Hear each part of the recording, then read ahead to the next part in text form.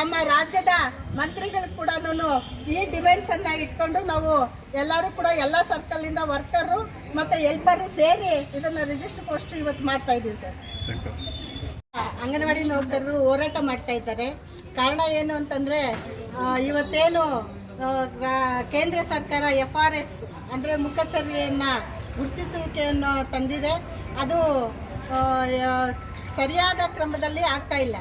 ಯಾಕೆ ಅಂತಂದರೆ ಅದರಲ್ಲಿ ಸುಮಾರು ಸಮಸ್ಯೆಗಳಿದ್ದಾವೆ. ಈಗಾಗಲೇ ಬೆಂಗಳೂರಲ್ಲಿ ಈ FRS ಮಾಡ್ತಾ ಇರುವಂಥ ಸಂದರ್ಭದಲ್ಲಿ ಬೇರೆಯವರು ಸೈಬರ್ ಕ್ಲೈಮ್ ಕೂಡ ಆಗ್ತಾ ಇದ್ದಾವೆ.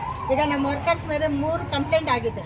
ಯಾಕೆ ಅಂತಂದರೆ ಇವತ್ತು ನೀವು OTP ಹೇಳಬೇಕು, ನಾವು ಅಂಗನವಾಡಿ ವರ್ಕರು ಅಂತ ಅಂದ್ಬಿಟ್ಟು ಕಾಲ್ ಮಾಡಿಬಿಟ್ಟು ಪೇರೆಂಟ್ಸ್ ಹತ್ರ ಅವರು ಇದೆಲ್ಲ ತಗೊಂಡು ಇವತ್ತು ಹಣ ಎಲ್ಲ ಡ್ರಾ ಮಾಡಿಬಿಟ್ಟಿದ್ದಾರೆ. ಈಗ ನಮ್ಮ ವರ್ಕರ್ ಮೇಲೆ ಪೇರೆಂಟ್ಸ್ ಕಂಪ್ಲೇಂಟ್ ಮಾಡಿದ್ದಾರೆ. ಈ ಥರ 3 ಇದಾಗ್ತಾ ಇದ್ದಾವೆ. ಮತ್ತು ಇದು ಕೂಡ ಮೊಬೈಲು ಸರಿಯಾಗಿರುವಂಥದ್ದು ಇಲ್ಲ. ಯಾಕೆ ಅಂತಂದರೆ ಅದು 1, 2 ಮಾಡೋ ಅಷ್ಟೊತ್ತಿಗೆ ರೌಂಡ್ಗಳು ನೋಡ್ಕೊಂಡೇ ಇರ್ತದೆ. ಇವತ್ತು ಇದು ಮುಖಚರ್ಯೆ ಅನ್ನೋವಂಥದ್ದು ಇವತ್ತು ಅಮೇರಿಕಾದಲ್ಲಿ ಕಳ್ಳರು ಹಿಡಿಯೋಕ್ಕೆ ಇದನ್ನು ಉಪಯೋಗ ಮಾಡ್ತಾ ಇದ್ದಾರೆ. ಇವತ್ತು ಈ ಅಂಗನವಾಡಿ ಕೇಂದ್ರಗಳಲ್ಲಿ ಇಂಥದನ್ನು ತಂದಿರೋವಂಥದ್ದು ದುರಂತವಾಗಿರುವಂಥದ್ದು. ಯಾಕೆ ಪ್ರೋತ್ಸಾಹಧನ ಕೂಡ ಒಂದು ಸಿಂಗಲ್ ಪೈಸೆ ಇದುವರೆಗೂ ಕೂಡ ರಿಲೀಸ್ ಮಾಡಿಲ್ಲ. ಆದ್ದರಿಂದ ಇದು ಏನು C ಮತ್ತು D ಗ್ರೂಪ್ ನೌಕರರನ್ನು ಪರಿಗಣಿಸಬೇಕು. ಇವತ್ತು ಗುಜರಾತ್ ಹೈಕೋರ್ಟ್ ಏನು ತೀರ್ಪು ನೀಡಿದೆ ಅದನ್ನು ಜಾರಿ ಮಾಡಬೇಕು. ಮತ್ತು ಅಂಗನವಾಡಿ ನೌಕರರನ್ನು ಕಾಯಂ ನೌಕರರನ್ನಾಗಿ ಪರಿಗಣಿಸಬೇಕು. ಮತ್ತು ಇವತ್ತು ಇಲಾಖೇತರ ಕೆಲಸಗಳನ್ನೆಲ್ಲ ಕೂಡ ಮಾಡಿಸ್ತಾ ಇದ್ದಾರೆ. ಚುನಾವಣೆ ಕೆಲಸ ಇರ್ಬೋದು, ಬೇರೆ ಬೇರೆ ರೀತಿಯಾಗಿರುವಂಥ ಎಲ್ಲ ಕೆಲಸಗಳನ್ನು ಮಾಡಿಸ್ತಾ ಇರೋದ್ರಿಂದ ಇವತ್ತು ಅಕ್ಟೋಬರ್ 2ನೇ ತಾರೀಕಿಂದ ಅಂಗನವಾಡಿಗಳಲ್ಲಿ ಶಾಲಾ ಪೂರ್ವ ಶಿಕ್ಷಣವನ್ನು ಕಡ್ಡಾಯವಾಗಿ ಮಾಡಬೇಕು ಅನ್ನುವಂಥ ಇದು ಕೂಡ ಜಾರಿ ಮಾಡ್ತಾ ಇದ್ದಾರೆ.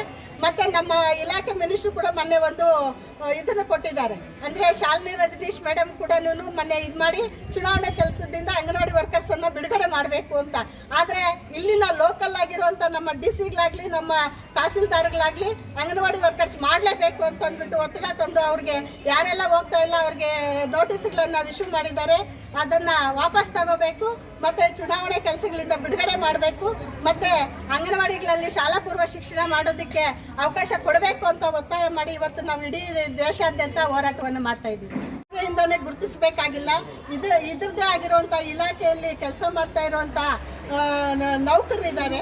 ಅಂದರೆ CDPOs ಇದ್ದಾರೆ, ಅವ್ರ ಕೆಳ ಹಂತದಲ್ಲಿ ಸೂಪರ್ವೈಸರ್ಸ್ ಇದ್ದಾರೆ, ಮತ್ತು CDPO ಮೇಲ್ ಹಂತದಲ್ಲಿ PO ಅವರಿದ್ದಾರೆ, DD ಅವರಿದ್ದಾರೆ. ಇವರೆಲ್ಲರೂ ಕೂಡ ಈ ಥರ ಏನಾದರೂ ಸಮಸ್ಯೆ ಆದಂಥ ಸಂದರ್ಭದಲ್ಲಿ ಅವರು ಅದನ್ನು ಕಂಡುಹಿಡಿದು ಮಾಡ್ಬೋದಾಗಿತ್ತು.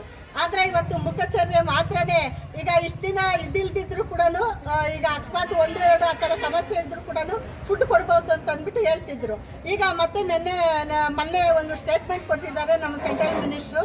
ಏನಂತಂದರೆ ಈಗ ಅಕ್ಟೋಬರ್ 1ನೇ ತಾರೀಕಿಂದ ಕಂಪಲ್ಸರಿ ಆದರೆ ಮಾತ್ರನೇ ಫುಡ್ಡನ್ನು ಇಶ್ಯೂ ಮಾಡಬೇಕಾಗಿರೋಂಥದ್ದು ಅನ್ನೋಂಥ ಒಂದು ಸ್ಟೇಟ್ಮೆಂಟನ್ನು ಕೊಟ್ಟಿದ್ದಾರೆ. ಆ ಸ್ಟೇಟ್ಮೆಂಟು ಕೂಡ ನಿಮಗೆ ಈಗ ನಾವು ಕೊಡ್ತೀವಿ.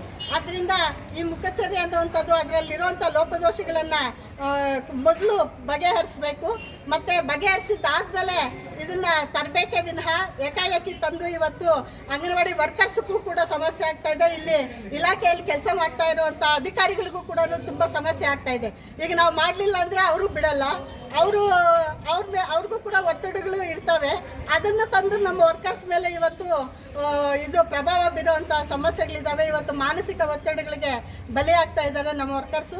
ಅದರಿಂದ ಇವತ್ತು ವಿರೋಧ ಮಾಡಿ ಇಡೀ ದೇಶಾದ್ಯಂತ ಎಲ್ಲ ತಾಲೂಕು ಕೇಂದ್ರ ಮತ್ತು ಜಿಲ್ಲಾ ಕೇಂದ್ರಗಳಲ್ಲಿ ನಾವು ಮನವಿಯನ್ನು ಕೊಡ್ತಾ ಇದ್ದೀವಿ. ಮತ್ತು ಇವತ್ತು ನವೆಂಬರಲ್ಲಿ ಎಲ್ಲ ಕೇಂದ್ರ ಮಂತ್ರಿಗಳು ಯಾರಿದ್ದಾರೆ, ಕೇಂದ್ರ ಸಚಿವರು ಯಾರಿದ್ದಾರೆ ಎಲ್ಲರ ಕೂಡ ಮನವಿ ಕೊಡ್ತಾ ಇದ್ದೀವಿ. ಮತ್ತು ಡಿಸೆಂಬರಲ್ಲಿ ಆ ಕೇಂದ್ರ ಸಚಿವರ ಮನೆ ಮುಂದೆ ಇವತ್ತು ಹೋರಾಟಕ್ಕೆ ಹೋಗ್ತಾ ಇದ್ದೀವಿ. ಇವತ್ತು ಸೆಂಟ್ರಲ್ ಗೌರ್ಮೆಂಟ್ 2018ರಿಂದ ಒಂದು ಸಿಂಗಲ್ ಪೈಸೆ ಅಂಗನವಾಡಿ ವರ್ಕರ್ಸ್ಗೆ ಹೆಚ್ಚು ಮಾಡಲಿಲ್ಲ. ಇವತ್ತು ಎಲ್ಲ ಕೆಲಸವನ್ನು ಕೂಡ ನಮ್ಮ ಕೈಲಿ ಮಾಡಿಸ್ಕೊತಾ ಇದ್ದಾರೆ. ಇವತ್ತು ಮಾತೃವಂದನ ಇರ್ಬೋದು, ಇವತ್ತು ಮಾತೃವಂದನ ಏನು CITU ಸಂಘಟನೆಯಿಂದ FRS ಬೇಡ ಅಂತ ಮತ್ತು ಹಲವಾರು ಬೇಡಿಕೆಗಳನ್ನ ಮನವಿ ಮೂಲಕ ಕೊಟ್ಟಿದ್ದಾರೆ. ಕೇಂದ್ರ ಸರ್ಕಾರಕ್ಕೆ ತಲುಪಿಸಬೇಕು ಅಂತ ಹೇಳಿದ್ದಾರೆ. ಈ ಮನವಿಯನ್ನು ತಲುಪಿಸೋ ಕೆಲಸ ಆಗುತ್ತೆ. FRS ಇದು ಕೇಂದ್ರ ಸರ್ಕಾರ ಯೋಜನೆ ಆಗಿದ್ದು ಮೇನ್ ಫಲಾನುಭವಿಗಳ ನೈಜತೆಯನ್ನು ಕಂಡುಹಿಡಿಯಲಿಕ್ಕೆ, ಅಂದರೆ ರಿಯಲ್ ಫಲಾನುಭವಿಗಳೇ ಆಹಾರ ಪಡಿತಾ ಇದ್ದಾರಾ ಅನ್ನೋ ಸದುದ್ದೇಶದಿಂದ ಇದನ್ನು ಮಾಡಿದ್ದಾರೆ.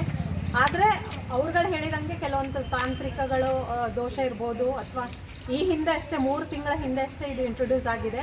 ಅದರಲ್ಲೂ ಕರ್ನಾಟಕದಲ್ಲಿ ಅಂಗನವಾಡಿ ಕಾರ್ಯಕರ್ತೆಯರು ಇದನ್ನು ಚೆನ್ನಾಗೇ ಮಾಡಿದ್ದಾರೆ. ಕುಡ್ಲಘಟ್ಟದಲ್ಲಿ 90% ಮೇಲೆ ಹೋಗಿತ್ತು. 1 ತಿಂಗಳ ಹಿಂದೆ 90% ಮೇಲೆ FRS ರೀಚ್ ಆಗಿದ್ವಿ. ಈಗ ಬಿಸಿ ಊಟ ಅಂದರೆ 3 ರಿಂದ 6 ವರ್ಷದ ಮಕ್ಕಳನ್ನೂ ಕೂಡ ಮಾಡಬೇಕು ಅಂತ ಬಂದ ಮೇಲೆ ಈಗ 66% ಅಷ್ಟು ಅಚೀವ್ ಮಾಡಿದ್ದಾರೆ ಆಲ್ರೆಡಿ. ಆದರೆ ಅದೇ ಕೆಲವೊಂದು ದಾಖಲೆಗಳಿಲ್ಲ, ಆಧಾರ್ ಕಾರ್ಡ್ ಇಲ್ಲ, OTP ಸಮಸ್ಯೆ, ಅದೊಂದು ಕೆಲವೊಂದು ಏನು ತೊಂದರೆಗಳಿದೆ ಆ ಮನವಿಯನ್ನು ಅವರು ಸಲ್ಲಿಸಿದ್ದಾರೆ. ಅದನ್ನು ನಾವು ಖಂಡಿತ ಇದನ್ನು ಉಪನಿರ್ದೇಶಕರಿಗೆ ಗಮನಕ್ಕೆ ಮನವಿಯನ್ನು ಕಳಿಸ್ಕೊಡ್ತೀನಿ ಅಂತ ಈ ಮೂಲಕ ಹೇಳ್ತಾ ಇದ್ದೀನಿ. Thank you.